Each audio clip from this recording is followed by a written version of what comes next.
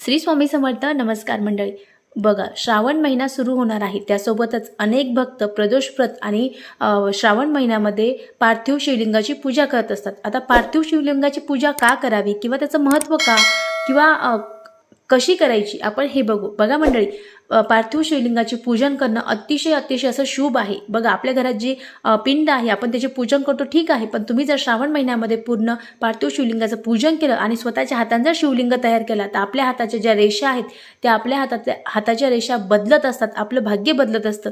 त्यासोबतच आपलं भविष्य आहे, भविष्यात अनेक अडचणी आहेत.